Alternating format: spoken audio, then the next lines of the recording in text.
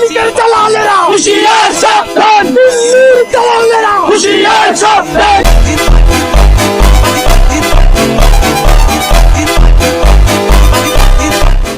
কি বলে আমরা হাসিনার ফিরিয়ে আনবো, কত বড় বদমাইশ দেখেন।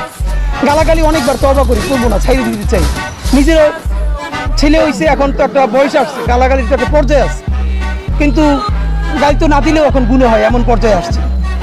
মানুষ গেছে ময়ূর ও গেছে ঘর পড়ার মধ্যে আলু পোড়া। রাজনৈতিক দল অসাধারণ স্টেক, বিরাট শরিকানা, কিন্তু রাজনৈতিক দল যদি এই অভ্যুত্থান একা করতে পারতো, তাহলে জামাতে ইসলামীর 6 জন প্রধান নেতৃবৃন্দকে ফাঁসি দেওয়া যাইতো না। ওই সময় তারা ফালাই দিতে পারতো হাসিনাকে। বেগম জিয়াকে জেলে যাওয়া লাগতো না, হাত বাঁকা হয়ে ফেলা লাগতো না, তখনই বিএনপি ফালাই দিতে পারতো। এর মানে সকল রাজনৈতিক দল এবং রাজনৈতিক শক্তি সবাই মিলেই তো এটা, যে আমরা এক সময় সঙ্গীহীন হয়ে যাব, আমাদের সাথে কেউ থাকবে না, আমরা সবাইকে হারাই ফেলবো। কিন্তু এতগুলো মানুষের জীবন চিরতরে অন্ধ, পঙ্গু।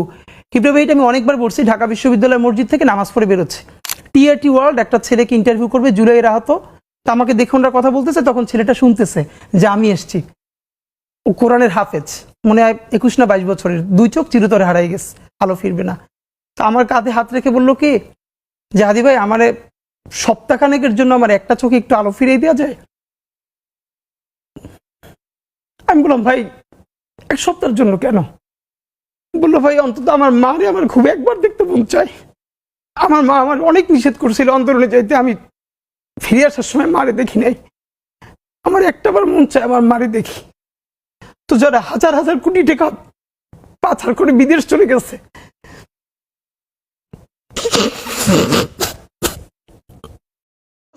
যারা ছাত্র কি বলেছে নতুন বাংলাদেশ দিবস, আপনাদেরকে একটা কথা বলে রাখি, আমরা বেঁচে থাকতে আপনি এই যে নতুন বাংলাদেশ দিবস, এটা 8ই অগস্ট আপনি করতে পারবেন না।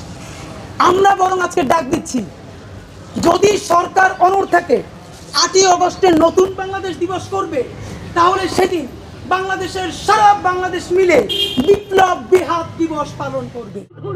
আমি পথ সম্মুখে যাহা পাই যাই চূর্ণি, আমি নিত্য পাগলে ছন্দ, আমি আপনার তালে নিতে যাই, আমি মুক্ত জীবন আনন্দ, আমি হাম্বি, আমি ছায়ানট, আমি হিন্দল, আমি চলচঞ্চল চমকি চমকি, পথ যেতে যেতে চকিতে চমকি, ভিন্দি আদি তেন্দল, আমি চপলা চপল হিন্দল, আমি তাই করি ভাই যখন চায় মনটা, করি শত্রুর সাথে গলাগলি, করি মৃত্যুর সাথে পাঞ্জা, আমি উন্মাদ, আমি ঝঞ্ঝা, আমি ভিতিয়ে ধরি বলবীর চির উন্নত মানুষের।